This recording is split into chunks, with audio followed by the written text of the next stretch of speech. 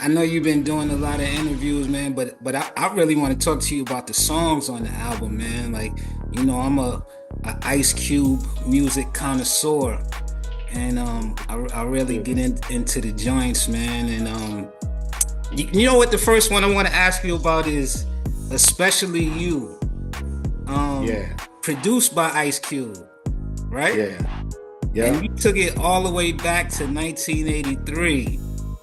yeah. Those was like, I was thinking about the Snowfall days. I'm a fan of Snowfall. I was thinking about, popping and locking and all of that, man. Tell me about, the sample with Hakeem and just getting into that record. Yeah, I had always liked that record. It's on the other side of the It's Time, Yeah. which, and I used to just remember, back in them days, It's Time was so big, and Trey used to scratch it up. We did it in the movie where he was scratching up His Time, and I always loved for him when he flipped the record over and just rocked that beat. And Yeah. I had I ran across It's Time. Somebody was dancing off of it or something on like TikTok or whatever. And I'm like, oh, that beat on the other side. Hmm. So I got the record and I was listening to that beat. I'm like, man, if I slow it down a hair, I could bust a rap off of it. Yeah. So I'm looping this up, and I was just hoping they would clear it. You know what I mean? When you sample some shit, you just hope they clear it. Even with you being Ice Cube and the legend, do you still get pushback when it comes to clearing samples? Well, I mean, some people flat out say no when they don't want you to use their stuff. I don't think it's got nothing to do with me.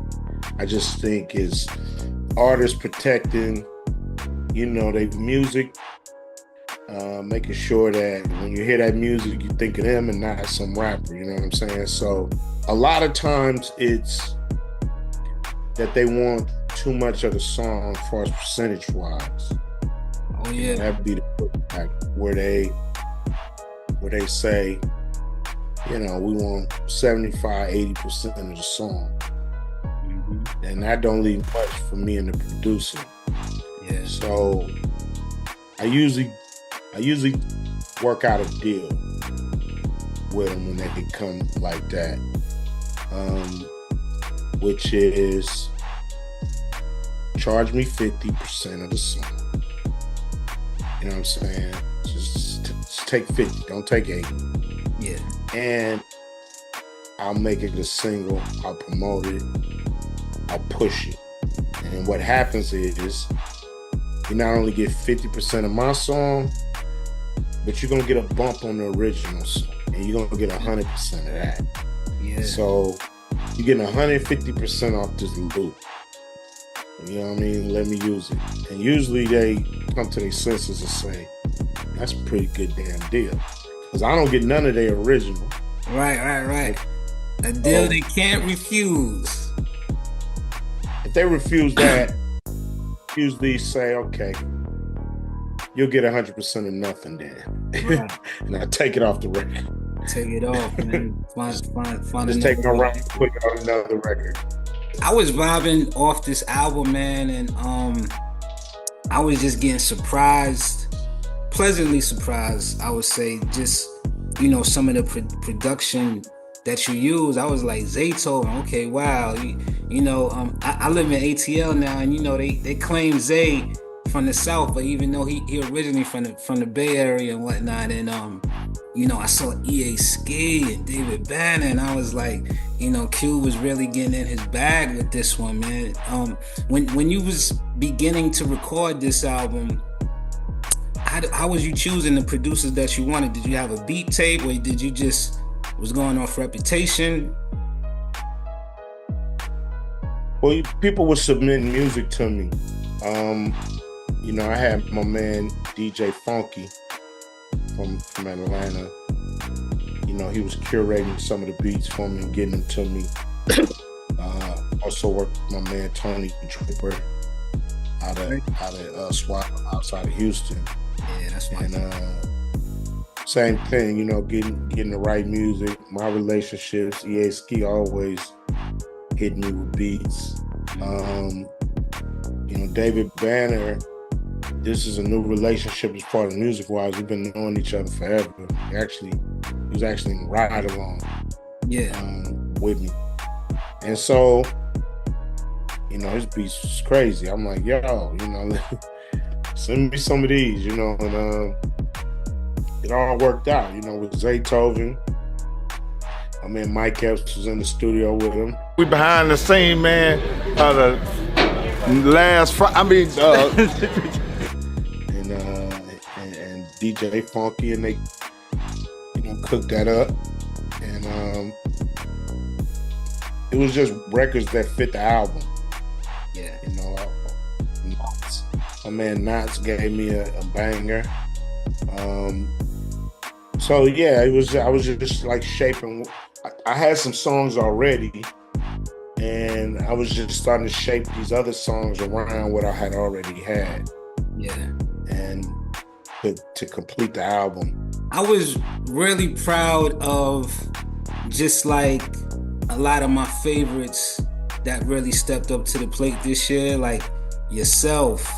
You know, Fat Joe and Snoop dropped on the same day. I was like, damn, this feeling like back in the days when we used to have the Super Tuesdays before the Fridays.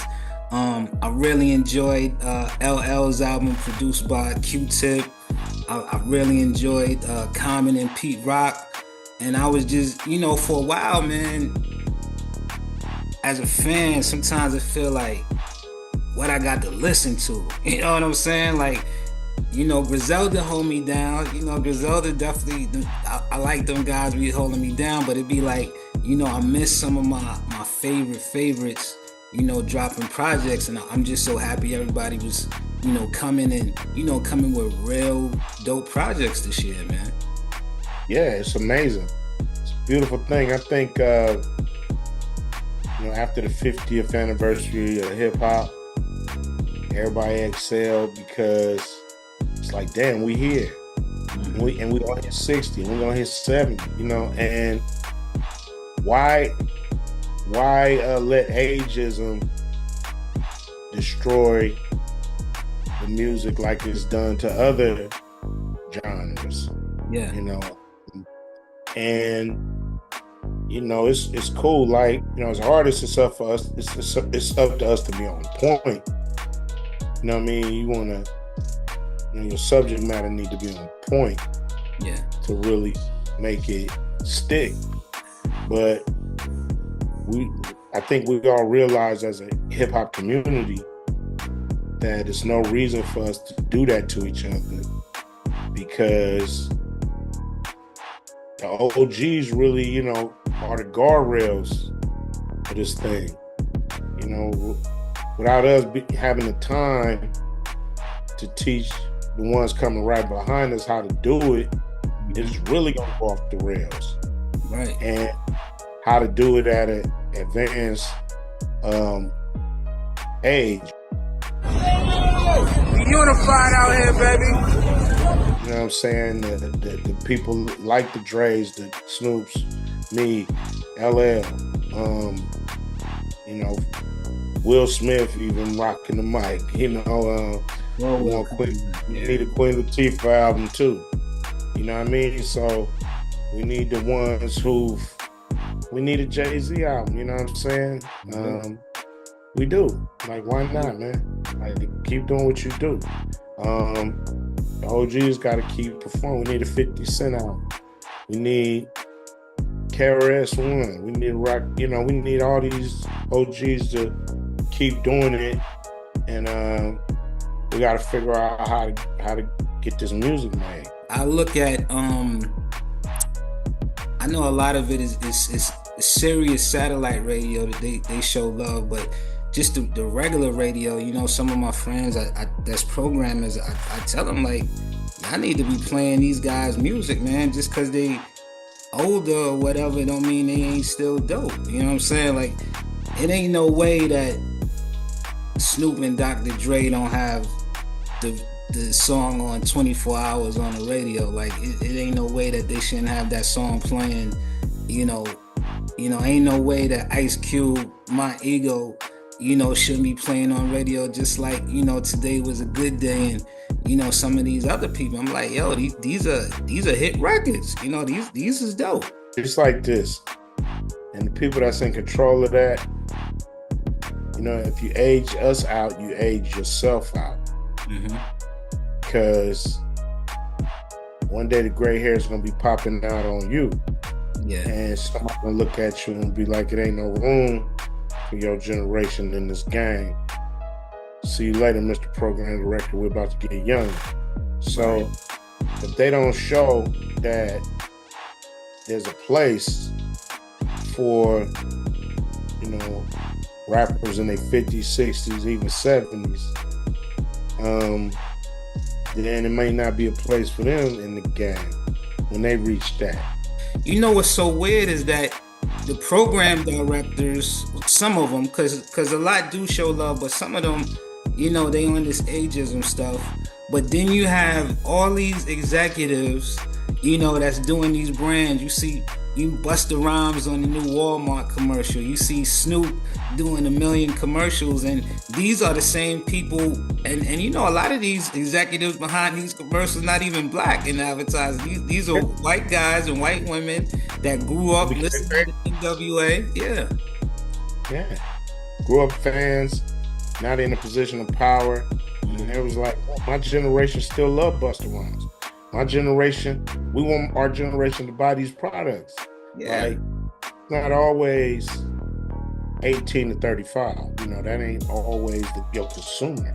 The faster we realize that in hip hop, the better the music could be. And then you'll have artists who can have a 40-year career, like myself, or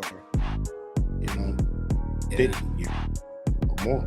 That brings me to a record on your album, and I'm pulling up the album titles of the song titles, so I don't forget them.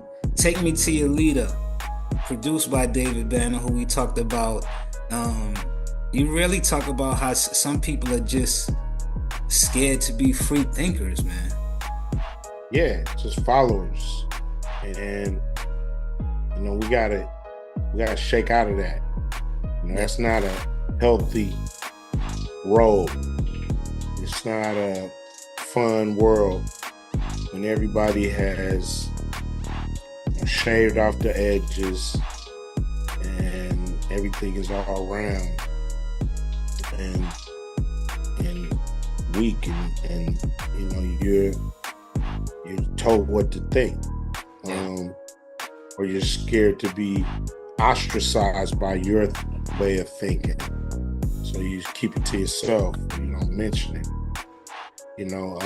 All these second guessing of yourself and not taking the initiative when you should, waiting for somebody to show you how to do something instead of, with the internet, there's no excuses.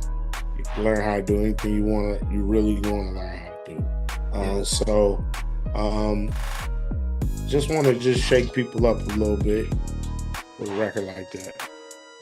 Nah, I love it, man. I love that, it's people. Let's get back to being provocative. Like it used to be. Everybody used to kind of be provocative in their own way, but now it's like they are scared to talk about some things because, you got people trying to cancel you and, all type of stuff, man. So it is kind of tough out there. No doubt. We got to just resist the fear. It's all, most of it is fear-based. Mm-hmm. And there's a way for you to make yourself known in a tasteful way. You know what I'm saying? We can be provocative in a tasteful way. We don't always have to be and we don't always have to act a fool about it. So that's our job, is to speak up in a way that makes sense, in a way that's bringing up questions about how we living out here. You got a record called "Not Like Them," and one of the lyrics, you say, "I'm gonna do it till I'm 70. I'm gonna do this till I'm 70. I'm gonna do it till I'm 90." I think that's amazing, man. I went to see Ron Isley the other day. He's 80-some years old. You see Kool in the Gang. Kool was rocking that Hall of Fame stage at the same age, and shoot, let's do it. Why not? What's stopping us? This is not sports. If I tear my ACL or pop my Achilles and something, I can still rap. Yeah. You know what I mean? It's really about what you can make come out the speakers, man. That's what it's all about. Can you make it come out the speakers? When did you, in your career, 40 years going, man, when did you know that you were gonna attain this longevity? This is gonna be going, because your generation is kind of a lot of our favorites, from back in those days, they kind of, after 2-3 albums, that was it. Record labels, and I've talked to some of the MCs. Record labels was telling them when they was 25, 26 years old that they was too old to rap. Some of these guys that had short careers. When did it kick into you that, damn, I'm really gonna last the test of time? This is it. When I realized what kind of artist lasts. Artists that last are the artists who, delivers a strong message. Not every record, but you have to have records that are delivering a message, and something that people can stick to your bones, so to speak. Yeah. The record have to be saying something. This is how Bob Marley is still here. The records are saying something. And so that's the kind of rapper I always wanted to be, kicking street knowledge. That's the key. Yeah. Spit some game, don't just be rhyming. Spit some game, or be hella clever, come with one of them bomb-ass concepts that you can't deny. You know what I'm saying? But you gotta spit game at some point. That's the hip hop that I grew up on, man. With, for a lot of us that didn't have fathers in the house, we was listening to y'all, learning jewels on how to be men. Even more humorous records like Burning, and we would listen to that and laugh and everything, but everybody was buying condoms, when we was younger, man, getting our first experiences. And even once upon a time in the projects, we was okay, we going to visit this girl, we got to stay on point, we learn just different jewels, man. It's important, you rapping, man, you got the microphone, you got to use it. You can't, but it's still creative music. It's still being creative, but at the same time, if you concentrate, you focus, you can be creative and fun and be dope, but you can also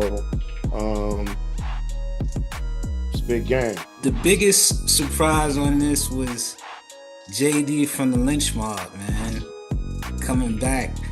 And I was like, damn, I did not realize he did full 20 years. That's heavy. Oh, man. He almost did 27. Ooh. Man. Well, let me ask you, just going back, what was it like for you when, they told you the verdict and, or not even the verdict, the sentence that your man was getting? Well, it was sad, man, you know, because that court out in Torrance is notorious for hanging niggas, you know, sending them to prison for a long time. And I really wanted JD to take the deal. That was, to me, would have been, you know, the deal. They wanted to give him 12 years. And he didn't want to, you know, he would have probably been out 6, 7. And he wanted to fight it because he didn't do it. Yeah, but he was with the guys that did it, and you know, he went and got him. So it was just looking bad, you know what I'm saying, for him. And so he wanted to fight it though. So he fought it, came up on the short end of the stick. And they gave him 29 with an L. Wow. He lucky actually to only do 27 and get out. Because he could have did 29 and they could still keep him, you know. That L, you can do 49 and they can still say it ain't enough. You know, it's up to their discretion. Yeah. Yeah. What was it like, you know, to bring him back into, you know, just such a familiar environment, bring him back in the studio and, you know, just get him on this project? Well, you know, it's a tough reality. You know, he went in on the rise, you know, star on the rise, and he came out and it's a whole different landscape in the game. I wanted to put him on a dope record, you know, record where he can kind of speak his testimony. Yeah. And just kind of reintroduce him to the game on that level. He's done some other projects, you know, underground projects that he's put out, but this to me a major look that he can build on. This your boy JD from the Lynch Mob. I think the album is about to blow the up. And listen, nigga, thank you for giving me the opportunity to come out here and really showcase the album and trusting me with the album before it's released. Another thing, She's Sanctified. Nigga, that motherfucker gonna tear the club up. You took Marvin Gaye from 1984, the last album that he made, bro, and took one of the songs nobody even gave a about and turned it into some shit that's about to be a hit. So, I love you, bro. Thank you. Sound like he ain't miss a step, you know, even though he been gone for so long. It's like, you know how word, man. You know, like how they had Captain America and like Frozen and whatnot. That's how they had his skills, man. He sounds sharp. I was like, sound real good. Yeah, man. Hopefully we can, like I said, build on that and do more music with it.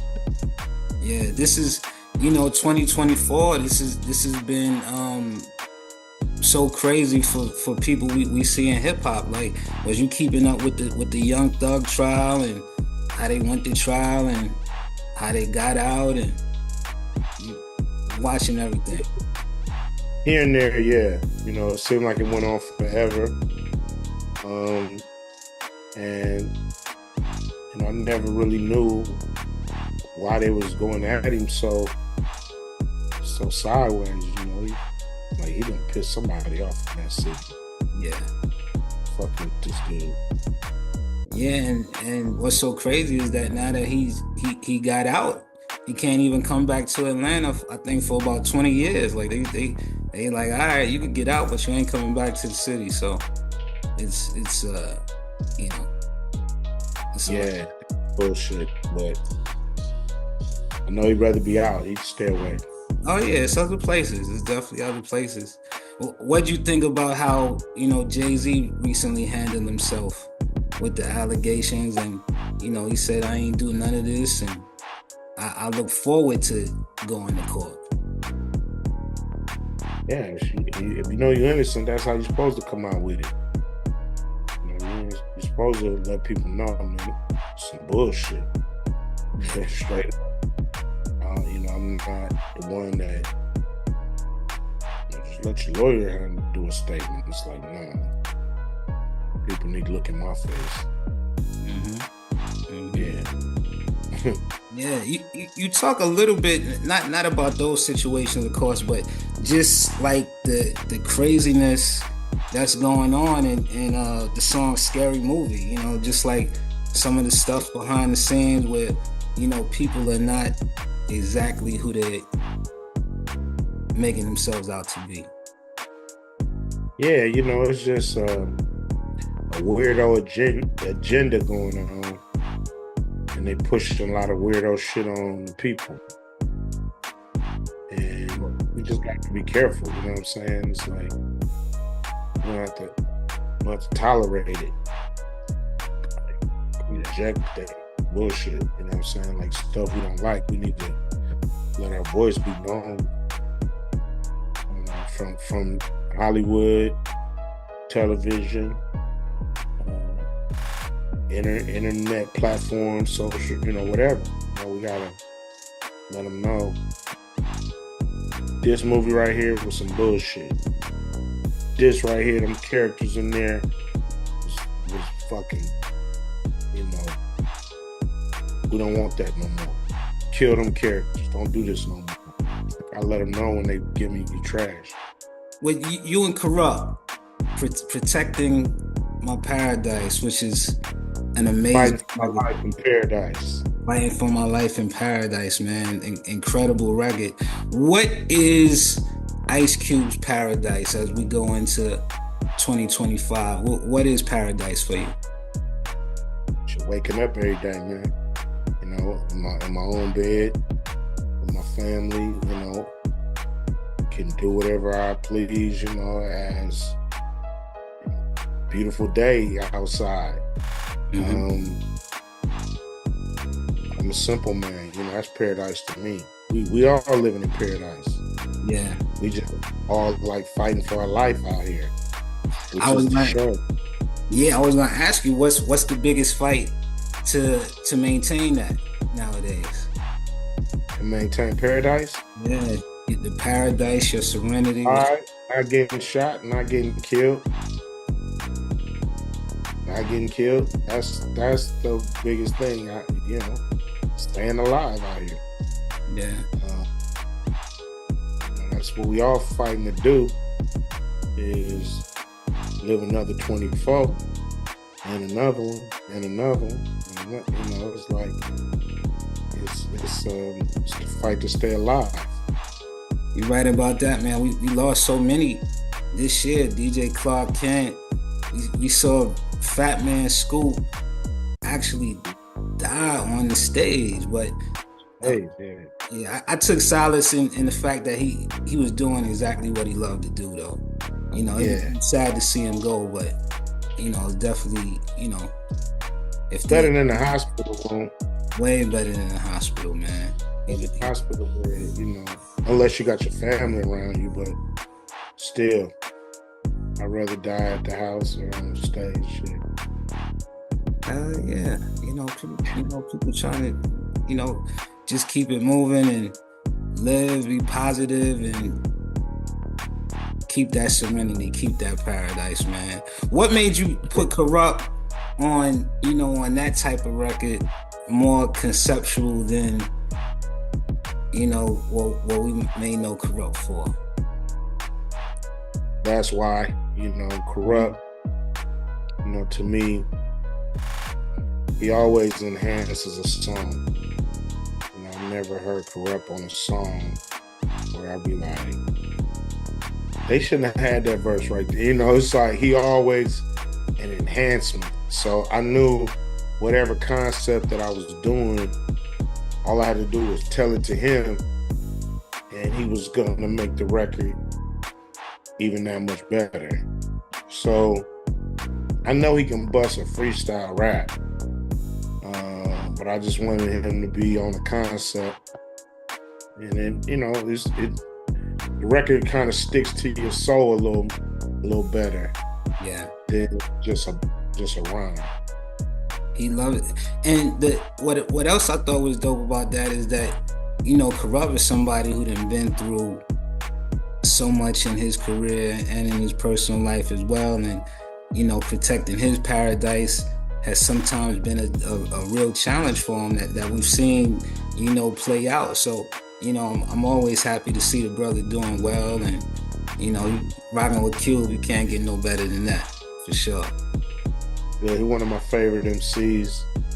So I'm always happy to do something with him. Tell me about the album cover, man, because when I saw it, it kind of captured a lot of what I feel is wrong about today, like how it's a young person, they see somebody on the ground and they're walking by, and the kid it's not shocking, it's not like, oh my God, I've never seen this before. It's like desensitized to it almost.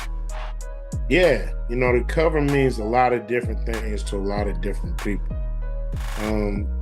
Me, it represents a world where all the strong men are down. Like who's gonna spit game to the young dude walking through?